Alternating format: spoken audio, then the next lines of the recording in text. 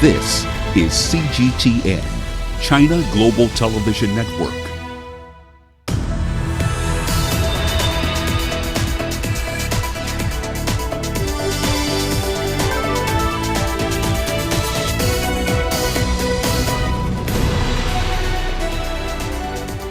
Hello there, welcome to this edition of Global Business Africa. In the next 60 minutes, we'll run through all the stories you need to know about from right across the continent.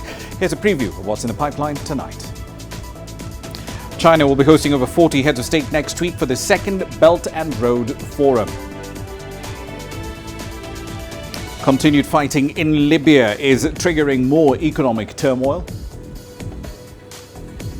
And look at the most ideal way to empower a new generation of young, skilled, talented, upcoming artists and film directors across Africa. All that and more is in the pipeline tonight. But let's start in the world of infrastructure. Next week, China will be hosting nearly 40 heads of state for the second Belt and Road Forum for international cooperation in the capital, Beijing. Now, this three-day event will feature 12 sub-forums and for the first time, a CEO conference involving 800 business leaders. The event runs from the 25th of April and it aims to bring about high-quality cooperation to provide solutions to the world's currently struggling economy. CGTN's Sun Ye has the details.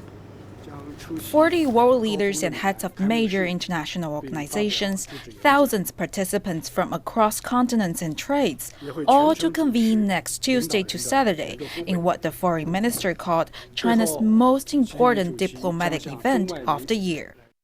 The attendance of the forum, as well as the growth results coming from the Belt and Road Initiative, attest to the initiative's popularity.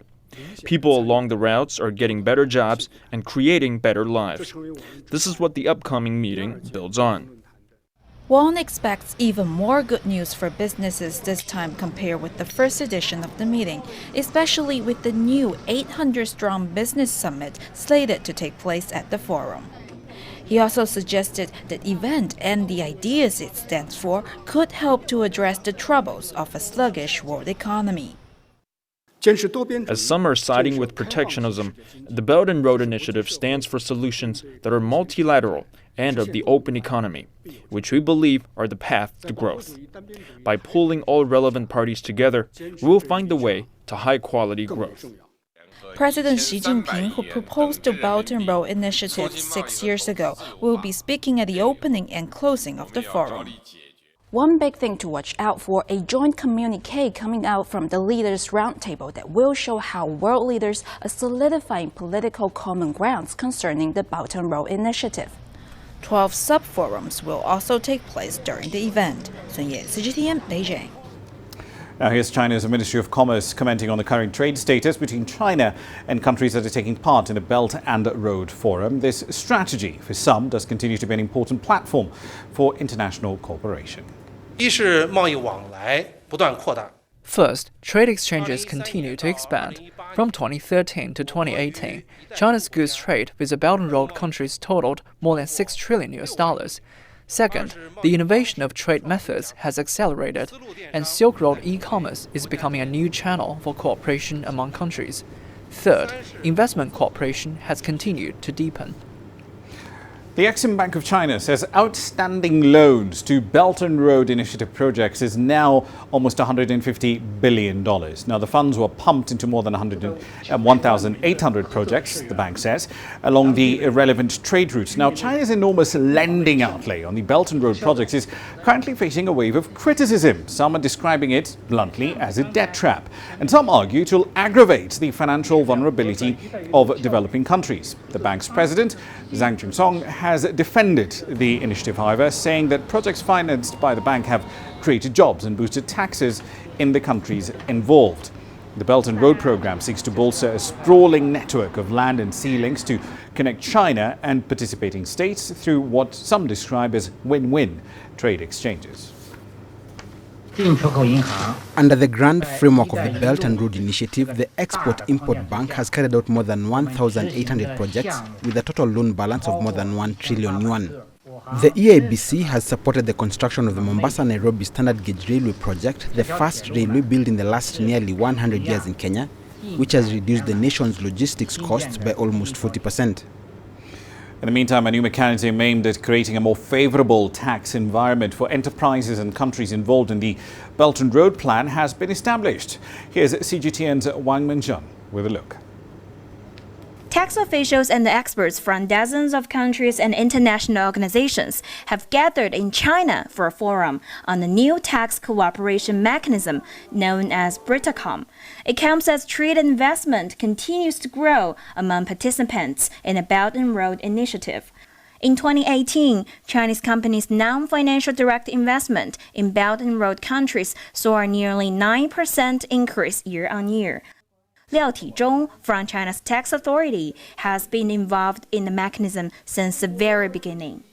One important parameter, as I said, which is tax. And in the past years, companies, businessmen know that their experience tell them that tax has become something that is really having an effect on their after-tax return. So they come up to us and say, Mr. Liao, we need to do something. Fairness and taxation capacity building were set to be the main talking points from the three-day forum. And to do that, you need a level playing field, yes? All companies have to be competing on a level playing field. There has to be no discrimination. I like to say that the trains that go from China to Europe full, they have to also come back full with goods. Action plans will be rolled out to clear away cross-border tax barriers, such as double taxation. 34 countries and regions, including Nigeria, have signed up to the mechanism, while another 11 have become observers. Nigeria will be able to say, look, this is our benefit, because we need to attract foreign investment to grow our economy. And then in telling them that your tax environment is very friendly, that we don't have unequal laws, that our laws are not discriminatory, that Chinese companies or come from other parts of the world can come to Nigeria and invest freely, and that when they invest their money, they can take away their money back to their countries. East China's water town of Wuzhen was chosen as the venue for the first ever BRITACOM forum. And this historical town also plays host to the annual World Internet Conference, which showcases the continuing innovation and openness of the modern China. But this is just the start for the BRITACOM. Next year, the forum will be held in Kazakhstan, where more specific details on the mechanism will be ironed out. Wangmengjun, Wuzhen, Zhejiang Province. On the spirit of the Belt and Road Initiative, an investment by China's COSCO in the Spanish port of Bilbao is shaping opportunities for local companies and employees alike. Now, the port is one of the major gateways that links Spain with other European countries along the northern Atlantic coast. Here's CGTN's Richard Bestick with the details. A thriving port since Spain's age of discovery in the 15th century, Bilbao is rebooting. Chinese freight giant COSCO with a $230 million share in the port, giving it an operations upgrade linked to China's Belt and Road Initiative. Bilbao here is a hub port connecting Spain with markets along Europe's North Atlantic coastline. However, in a Chinese context, it is just part of a global strategy. Valencia, on Spain's Mediterranean coastline, also part of the plan, extending COSCO's ports and terminals network and targeting trade from China to Europe and back again. There are, however, economic benefits for the Spanish economy locally and the wider region, according to international law firm Baker McKenzie and its China outbound unit. The Belt and Road Initiative, I think Spanish economy and Spanish companies could benefit a lot from that. Not only from Chinese investments coming into Spain, but also from Spanish companies participating in those projects. Plans to upgrade operating systems in Bilbao and Valencia will, it's intended, assist COSCO to integrate the two terminals into a wider regional and global Belt and Road network. For example, in Valencia, it's been announced a new terminal that will increase the capacity of the port, and the same investments are being considered in Bilbao and in Barcelona. And Chinese investors are crucial for that. Those improvements in port facilities seen as key to attracting ships from the most competitive trade routes. And for people locally, Well, it's anticipated, according to the lawyers Baker McKenzie, an economic mini-boom with investments in conference and exhibition centres, as well as hotels, already underway. Richard Bestick, CGTN, Bilbao, Spain.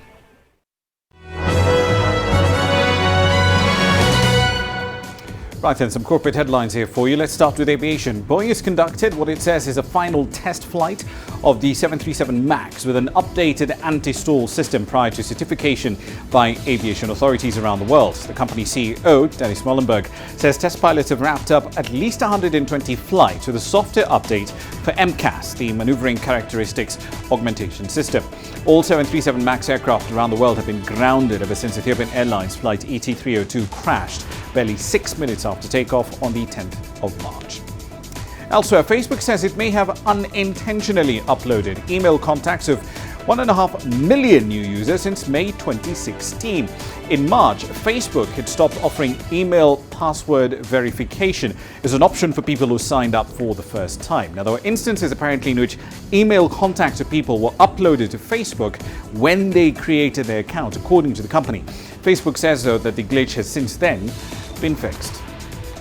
Onto the world of automation. Japanese car giants Toyota and the investment fund SoftBank Vision Fund have made a collective investment of $1 billion in the global ride-hailing service Uber. Now, that investment is meant to drive forward the development of driverless ride-sharing services. Toyota had already invested $500 million in Uber as the firm races against Google-owned Waymo and a host of other companies to develop self-driving vehicles. And shares of the online scrapbook company Pinterest surged by 25% in the debut on the markets on Thursday. The offering of 75 million shares was priced at $19 a share, above the expected range of $15 to $17. It raised $1.4 billion in net proceeds. Now, that surge gave the company a market cap of about $15.8 billion, signaling increased investor appetite for new tech listings. As a run through your company headlines.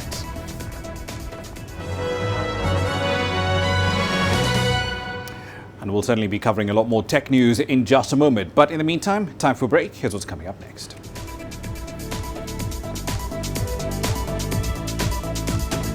Continued fighting in Libya is triggering quite a bit of economic turmoil. We'll have the latest. And Egypt's delegation concludes its mission in Washington. There's more to this place than just glorious landscapes. There's more to it than just, say, Table Mountain or glorious, endless salt flats. There's more to it than countries that are home to some of the deepest mines in the world. There is so much more to this place, even if it is home to some of the finest diamonds on the planet. It is the sheer diversity of the people who call Southern Africa home, and the relentless drive to make it a better place that make it so special. And we know that because this too is home.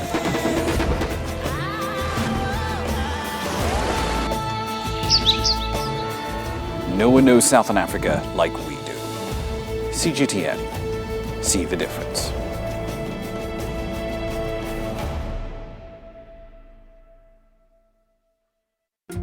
Africa is the nexus of enterprise, and global business will tell you why it matters. From the mega investment projects to multi-billion-dollar mergers and acquisitions. Africa today collects, just in terms of revenues from taxes alone, $545 billion a year. If you take 10% of that and you devote it to the energy sector, problem solved.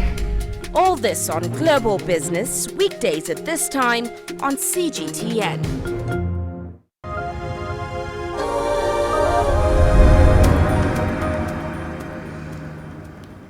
Welcome back to the program. Let's head over to North Africa. Tunisia and Libya are heavily dependent on informal cross-border trade, but the recent eruption of fighting between the Libyan National Army and the UN-backed Government of National Accord has been taking its toll on the flow of goods and consumers alike. Here's CGTN's Beryl Oro with the details. This is one of the main streets of Ben Gerden, a frontier town in southeast Tunisia. This is about 30 kilometers off the Libyan border. The once bustling town is almost deserted. A fresh round of fighting between the Libyan National Army and the UN-backed Government of National Accord continues to hinder the flow of goods and customers. We have been negatively affected by the war. We have also been harmed by our government. After the war, it became very difficult transporting gas across the border. Our youth have also been killed in the process. A piece of bread drenched in blood, as one would say. Many businesses in this region continue to limp. Commodities used to enter Garden on a regular basis, but now imports and exports are obstructed, causing stores to shut down. Shopkeepers who still defy the odds by keeping their businesses open say they are running losses. As a border area, traders had commodities from Turkey and China, but now imports and exports are prohibited, causing stores to shut down. At the moment, the situation is what you see. All stores are closed. People can't work because there are problems at the Libyan front. All stores are closed because there is no work here at Ben Godan. The economic misery suffered by the people of Ben Garden is by no means new. In 2016, the town was the theatre of clashes between authorities and militants. However, many in this border town remain optimistic that their beloved hometown will not turn into a ghost town. Beryl Oro, CGTN. Right, I think quite a bit, of course, going on in North Africa. So let's stay in that country and put that fighting, that conflict into context for you. The Libyan National Army is saying that its Tripoli offensive aims to clear terrorists out of Libya, and it will not stop, they say, until victory has been assured. In an exclusive interview with CGTN, Ahmed Al-Mismari, the spokesman of the eastern-based forces, said the offensive comes within a framework of what he describes as the comprehensive war on terror and a vision to return Libya to stability. The UN-backed Libyan Government of National Accord has been trying to repulse an offensive by the eastern-based Libyan National Army of Khalifa Haftar. LNA says the international community is to blame for the turmoil in Libya. The main reason is NATO and international community that entered Libya in 2011 and then left the country as a target for terrorists. And I think, no, I can confirm that there are more countries behind it, like Britain, Italy, Turkey, Qatar, and other countries are hiding behind. They left Libya to Muslim Brotherhood, to Ansar al-Sharia and Al-Qaeda organizations, and then ISIS appeared. JNA, led by Prime Minister Siraj, says the only condition for a truce in the battle to control Tripoli is for the LNA to withdraw. LNA insists it will not stop the offensive. We know that the battle is very large, and we also know that the battle is very decisive, and therefore we take all the measures to accomplish this task successfully. We've also taken all measures through which we protected lives and civilians as well as public and private property. He said that terrorist groups must be eliminated before rebuilding Libya. This battle comes within the framework of the comprehensive war on terrorism. In 2014, the decision was made to purge the country of terrorist organizations, gangs and armed groups. Government of National Accord is now a completely paralyzed government whose decisions are now invalid. The World Health Organization says at least 213 people have been killed and 1,000 others wounded in 2 weeks of fighting near the Libyan capital.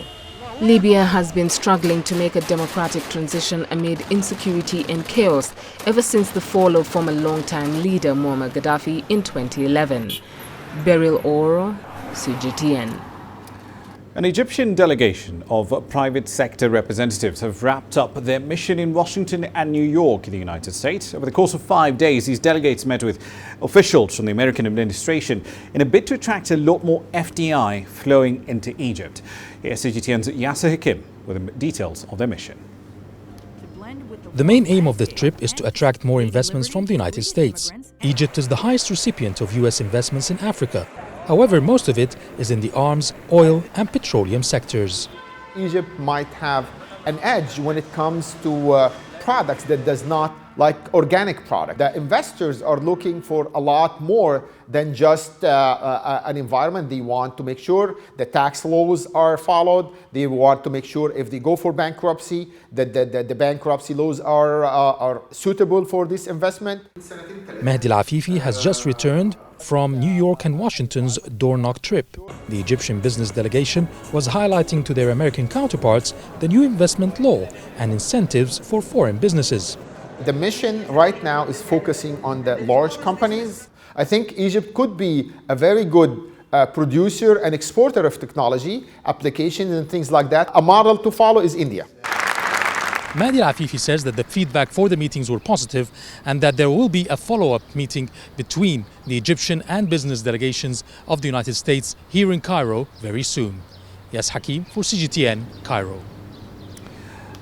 Now, the world waits as the Brexit saga drags on and on, but the new deadline, of course, is for October this year, Halloween to be specific.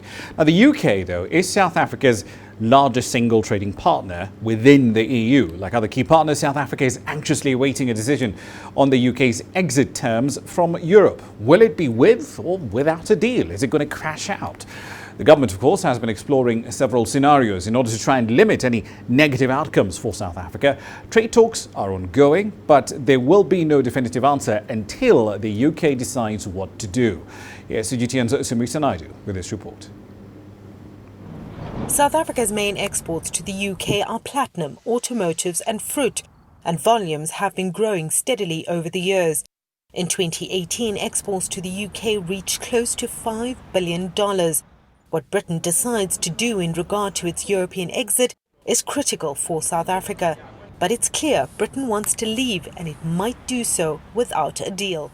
If that happens, all external arrangements of the European Union will remain in force as they are until the end of 2020. But that means that South Africa's trade future with the UK remains in limbo. If anything like a customs union were to be the final arrangement that Britain has with the European Union, then in fact what would happen is that the economic partnership agreement we have with the European Union would just continue without any real appreciable differences noticeable at our end. The UK remains South Africa's top export market for wine by value, rising 5% in 2018. Fruit exports to the UK jumped by 15%. Important trade that needs to be secured. Experts believe South Africa shouldn't waste this time waiting. Countries would be approaching the UK to say this is what we are able to offer, trying to set up some discussions or exploratory talks ahead of a potential Brexit to see whether there aren't opportunities that we could take advantage of. Obviously, the UK is not able to sign any of those agreements until they formally exited, but you can certainly negotiate, and I think that would be critical for South Africa to do that. South Africa, like every other country that trades with the United Kingdom, will have to renegotiate these deals. South Africa, though, has a number of challenges that it needs to sort out first before it takes advantage of this opportunity. We've got to have consistent electricity production. We've got to make sure that labour markets are reasonably stable and that we can improve our mining output and therefore commodity output. While this is an opportunity for South Africa, I think a lot of work has to be done domestically to take advantage of that opportunity. It's an important election year. South Africans go to the polls in just a few weeks. Europeans will have their vote at the end of May. Britain is still deciding. Sumitra Naidu, CGTN, Johannesburg, South Africa. Now, before holding the first properly democratic elections in its history in 1994, apartheid had made South Africa a pariah state around the world. The country is hardly on the map as a sought-after tourist destination. But fast forward 25 years and a lot has changed. As CGTN's René Delcamp now reports. During the apartheid years, overseas arrivals in South Africa were largely made up of people visiting family members in the country. But there's been steady growth in the sector over the past 25 years. Since 1994, we've seen quite astronomical growth in tourism arrivals in South Africa, both from the African continent and from overseas markets. What we've seen in the last few years is very impressive growth from both North America and South America, and of course India and China are surfacing as potentially enormous source markets for South African tourism. About 10 million international tourists visit South African shores every year. The government has set itself a target of doubling this figure by the year 2030, but admits it's already falling short of its target. The South African tourism sector has been adversely affected by negative factors such as stringent visa requirements, which were introduced in 2015 and has since been relaxed. A notoriously high crime rate and devastating drought conditions in the tourist mecca of Cape Town in 2018. People were worried that Cape Town might run out of water. It wasn't going to happen, but of course many people changed their travel plans, and the consequence was that we had negative growth in international tourist arrivals in Cape Town. Similarly, perceptions of crime by any global standards for tourists and the kinds of things they do, South Africa is a safe place. Nonetheless, perceptions matter, and they have dampened tourist arrivals in our country. South African tourism employs over 600,000 people, with a value chain of around 1.5 million people. And the government has identified it as a sector with huge potential. Our forecast ahead is a very positive forecast, but right now, if we have to be honest, we're a bit flat right now. We're not where we thought we would have been a couple of years ago, but at the same time, we're aware of the factors, addressing the factors, and therefore we anticipate really good future growth. And it's hoped that this growth will translate into more much-needed jobs in South Africa. We just simply have a very beautiful, exquisitely beautiful country with a diversity of offerings. So from day one, I knew that this is something that can be sold. Renée Dalcom, CGTN, Cape Town, South Africa. Now we're still in South Africa. The country is joining calls to ban single-use plastics, which cause significant harm to the environment and marine life as well. Tanzania is the latest African country to ban plastic bags, but South Africa is lagging behind despite laws allowing consumers to be taxed for using plastic bags. A newly opened plastic-free store in Johannesburg, however, is hoping to drive a change in South Africa's most populous city. CGTN's Julie Shire has all the details. The refillery, a quaint little Johannesburg grocer, is leading the change to rid the city of harmful plastics. We worked out at sea for many years, so we saw literally firsthand the ocean, how bad plastic pollution is. And we both really wanted to do something. We've got two small kids, and we want our kids to travel one day and see how beautiful the world is. I visited the store. There's not a single packet or any plastic packaging in sight. Customers can buy eco-friendly bags or bring in their own refillables. We have all your dry goods, toiletries, cleaning products, teas, coffees in bulk, so you can bring in your own containers, Tupperwares, glass jars, fill them up, and nothing comes home in a plastic bag. It's amazing because we all need to be conscious nowadays of what's going on with the climate changing, and this is actually a great help, a great start for everyone to, to be conscious and to make that change happen. Big retailers have come up with greener options, but there's still millions of plastic bags in circulation causing widespread pollution. It's really got to start from a governmental level where they ban single-use plastics. Even the shopping packets that you're getting from the supermarket, it's got to start there. We want to spread this as far and wide as we can, because that's when we can start having an impact. It might be a new trend in South Africa, but this is how people used to shop back in the day. The truth of the matter is South Africans are trying to be more environmentally conscious. Julie Shire, CGTN, Johannesburg, South Africa. You're watching Global Business Africa. Time for a short break. Here's what's coming up next.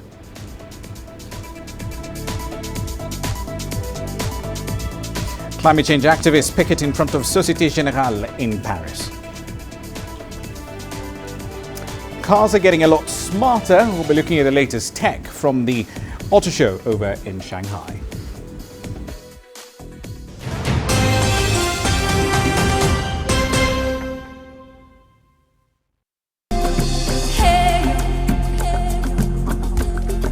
Accra is my kind of city. That's because when I'm here, I feel like I'm back home in Lagos or Abidjan, which are two of the major cities I grew up in. See, business in Africa is high risk. After about a decade covering business news on the continent, I've learned it's all about the high risk, but also the high returns and the high energy. You simply have to adjust in order to keep pace. When I started out as a journalist, my dream was to open people's minds to the different perspectives. From the CEO in the boardroom to the trader out in the street, we all have different stories. From Accra to Addis Ababa, from Cairo to Cape Town. And I wouldn't have it any other way. Here at CGTN, we realize that Africa is on the move, and it's moving fast, but we're moving right along with it. I'm Ucheo Koronkwo, and I'm a business anchor and reporter at CGTN.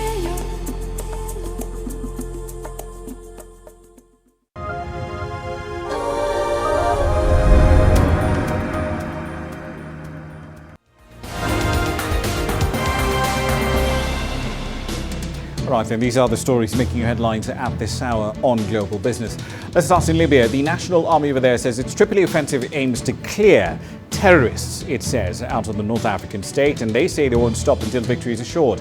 In an exclusive interview with CGTN, Ahmed Al-Mesmari, the spokesman of the eastern-based forces, said the offensive comes within the framework of what he described as a comprehensive war on terror and a vision to return Libya to stability.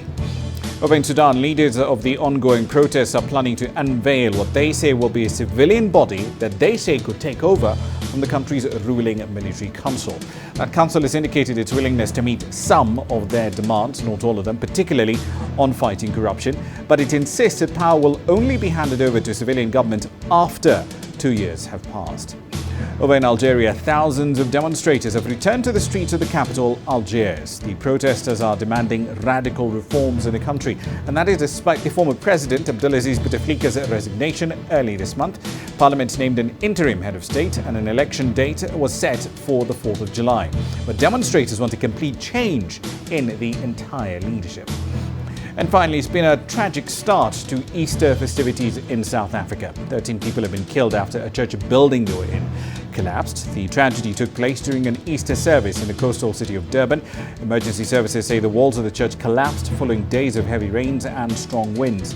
At least 29 people were injured and taken to hospital for treatment. That's a run through the headlines.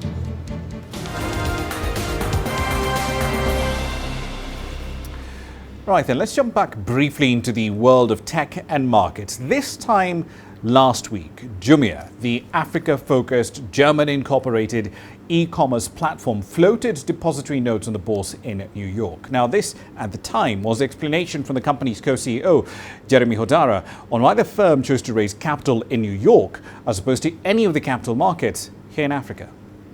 We chose New York because we felt this was a place where the investor had, the most experience and the best understanding of both building marketplaces and also operating in emerging markets. And since we are building e-commerce in Africa, we felt this was the natural place to list.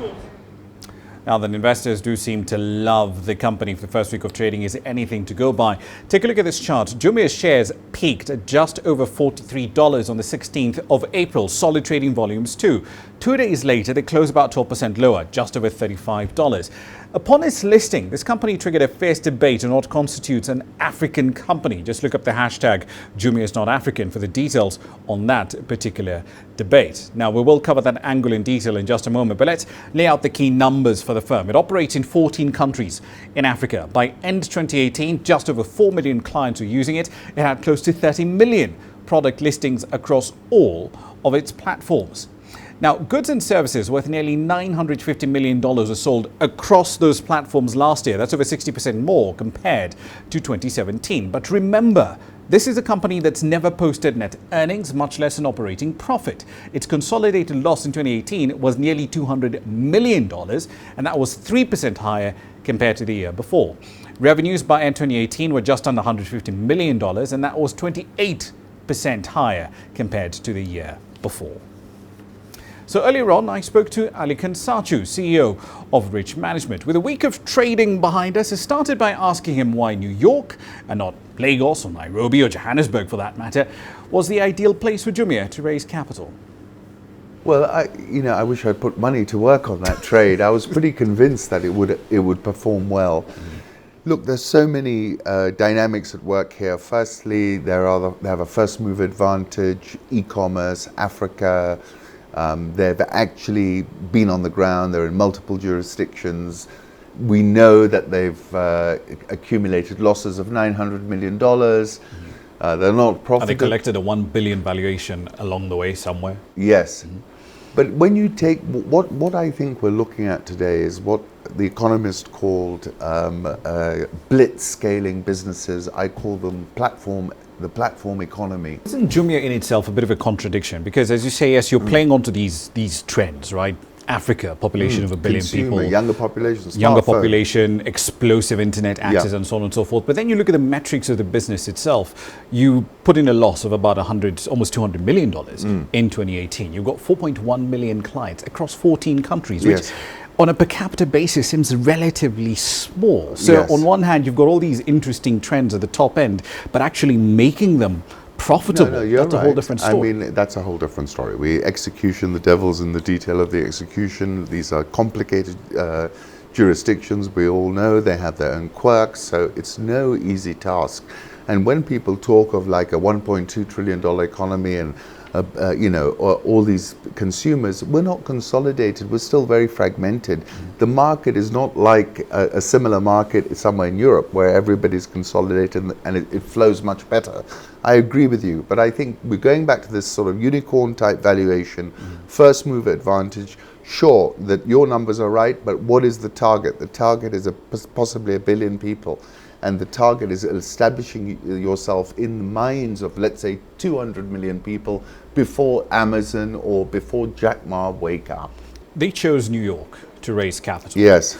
And one of the arguments we've had in the course of the week is, in as much as you describe yourself, in this case referring to Jumia, as an African company, why aren't you listing in Nigeria? Why aren't you listing at the JSE? Why not list in Nairobi? So firstly, I think it was quite sophisticated investor relations to select to cloak yourself as an African company in the righteousness of Africa. I think that resonated well, particularly in North America, where people have not had an opportunity to invest in the new economy on the African continent, so you were tapping into that demand. But that is a bit hypocritical, isn't it? Well, I think, because I mean, it's German listed, people in Dubai, applied under German law. You can also say that we live in a flatter and flatter world, and that's how business in the new age is going to be conducted. It doesn't have to be conducted purely by Africans for Africa. We should look at these models where we tap into human capital wherever it might be. Well, that would be fair if there was a level playing field for everyone who's involved in raising capital. That's another point. And okay, so we got two things. We got the situation as we find it, and we got the situation that we want to get to. The situation as we find it is there is not huge amounts of capital to back these types of businesses on the continent. The actual capital is sitting mostly in Silicon Valley, who've had experience in investing in these sorts of businesses, seen what they can generate, and that's where the pool of liquidity lies. So if you were a Jumia, you would not go and waste your time trying to persuade the South African pension fund investors at the JSE on a model about which the closest they've got to, they've not seen the success of that model. So I think for now, they had to go there. That was an economic imperative for that company. Was this listing a defensive play, putting themselves in New York and saying, hey, you guys have the capital, we've got access to a market that none of you are in, we've got local expertise, we've got local data. If you want a piece of this pie, we're the guys to talk to, buy us. That comes back to the point I was making earlier. You've got to create the right vehicle for the circumstances, right? You can't do it differently to where the market is telling you to go. So the liquidity is sitting there. You know there's an appetite for this kind of business. You are on the ground. So absolutely, you're making it as easy as someone walking off the street and says, okay, I believe in that. Here's a check for $5,000, $10,000. I'm going to buy some shares. So yes, it is defensive.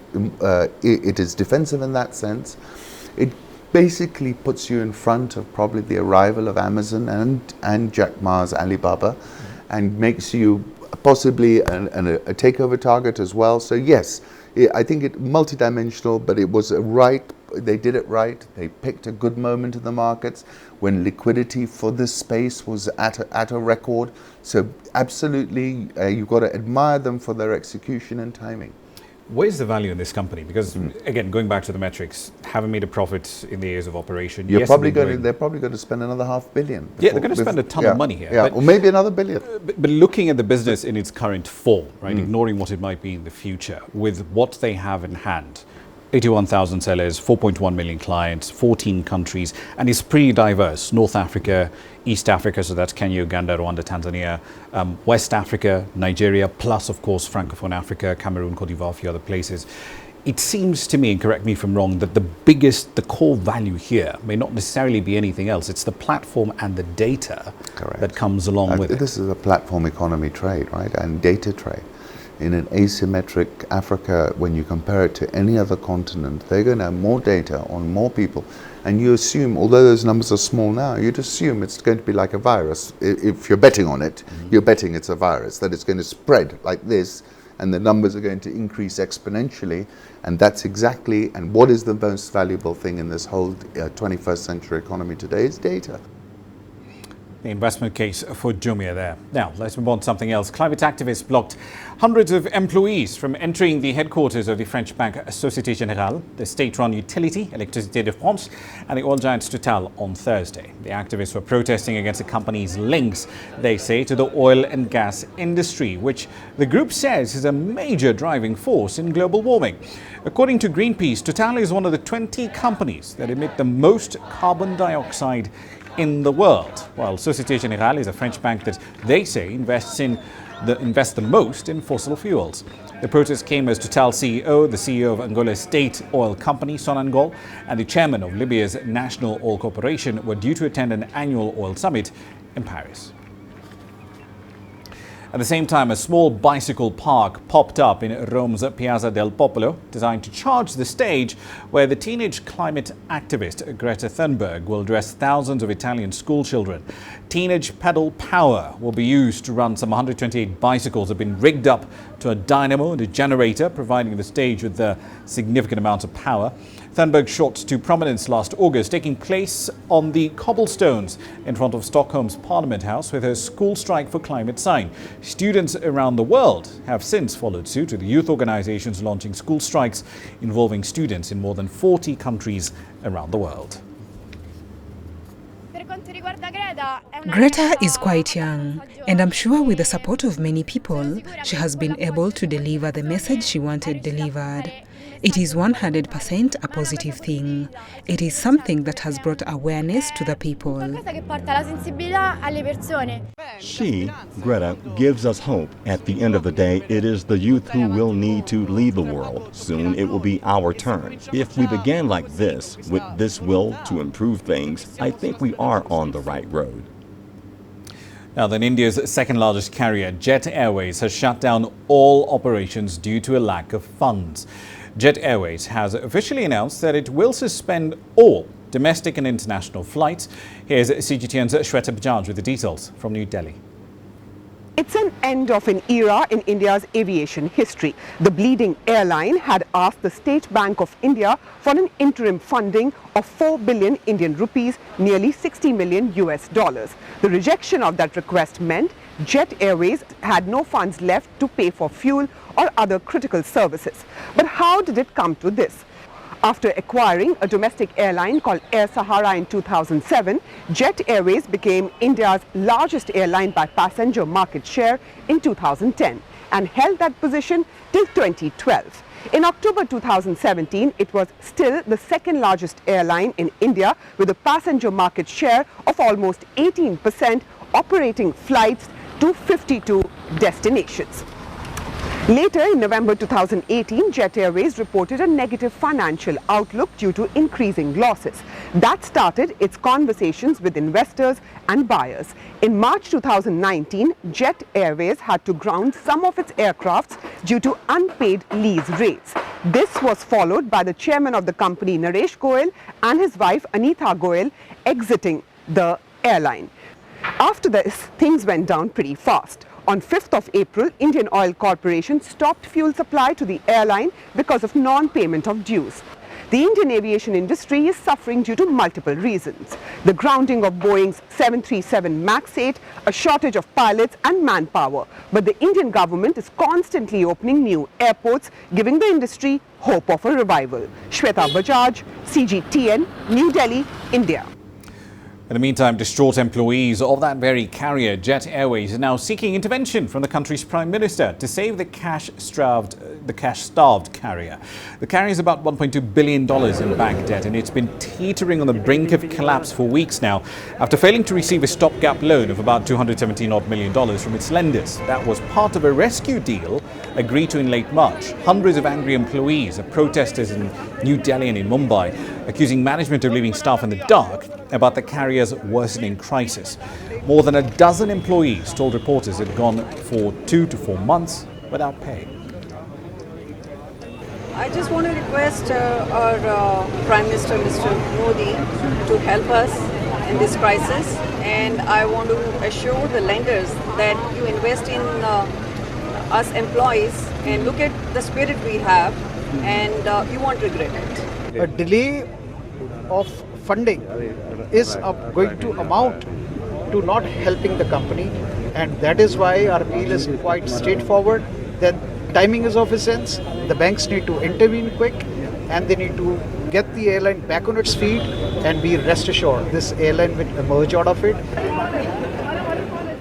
Further afield, there's been reaction from Cuba to the Trump administration's decision to allow US citizens to sue foreign companies over property that was confiscated in the wake of the 1959 Cuban Revolution.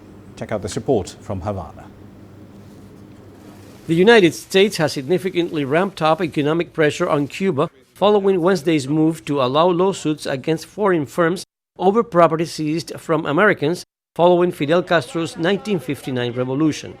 This decision, effective May 2nd, was announced on Wednesday by National Security Advisor John Bolton and was immediately met with a strong reaction from the Cuban government. We are always willing to have a dialogue on an absolutely respectful basis, but if the U.S. government has adopted a confrontational route, we will not hesitate to defend the achievements of the revolution at any price. Cuban President Miguel Díaz-Canel tweeted, "The Cuban people will not surrender," he said. "In Cuba, we are the boss." The Communist Party's newspaper Granma published an editorial condemning the U.S. move that will allow suits against companies operating on properties which it termed as legally nationalized and not confiscated, as Washington argues.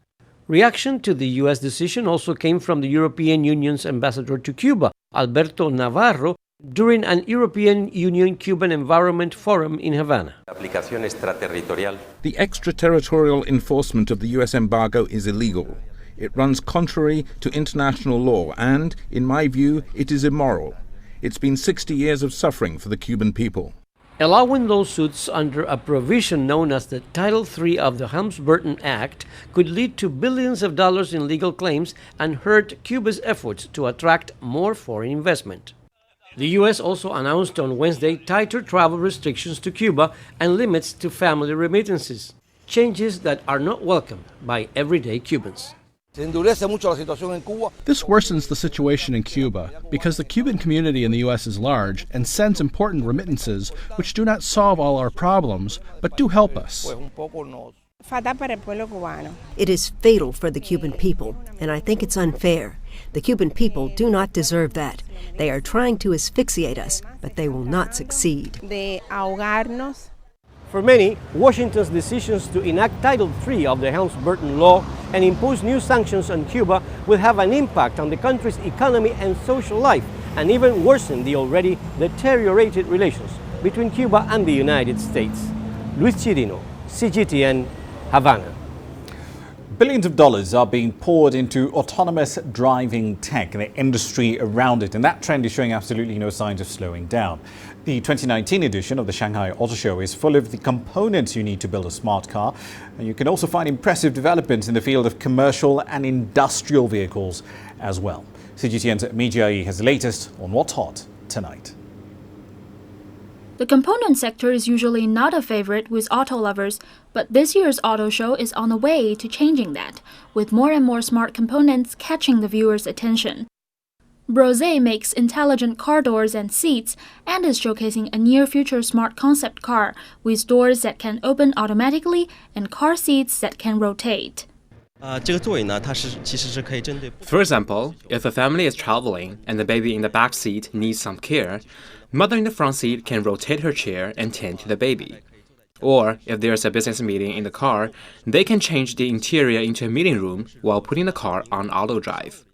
The company says more and more of their clients are asking for smart interior solutions, and they believe the market has great potential in China. It plans to invest 300 million euros in China over the next 3 years to develop new products and new technical equipment.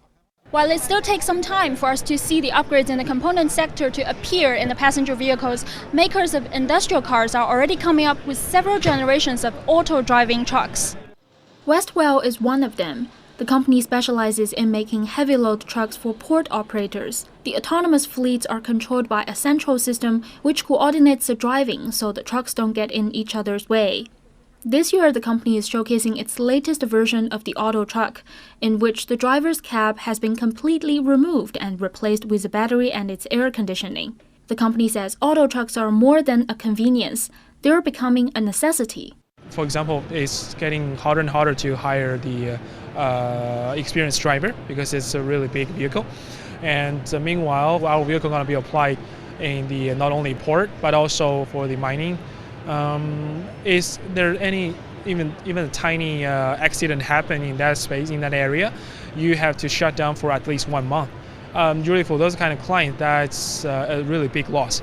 So we're helping them to reduce the cost, but also to get rid of the potential risk for sure. Industrial truck sales in China are up 2.6% from a year ago, compared to a drop in the overall vehicle sales market. Mi Jiayi, ICS for CGTN, Shanghai. We're taking a short break. Plenty more coming up, including this.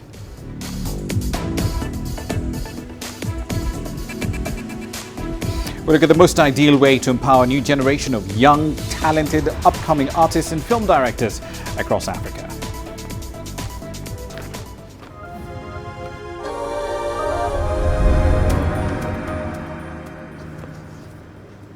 Now, making it to the top in the film and music billion-dollar market, even just here in Africa, is extremely difficult. A lot of young and talented prodigies don't make it simply because they don't know how to take their craft forward and brand themselves, market themselves, make a name for themselves.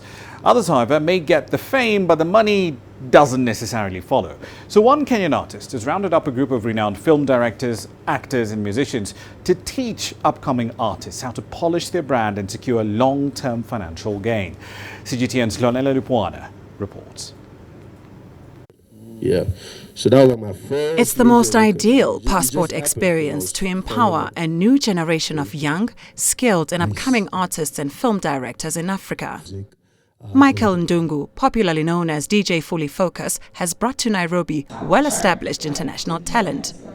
They've been grooming local acts and aspiring directors on how to take advantage of the multiple billion-dollar music, film and tech industries around the world. I just think we have so much talent and so much potential here in Kenya, and I feel that we've not had the right education, tools or information to help us understand the business side of those three sectors: music, film and tech.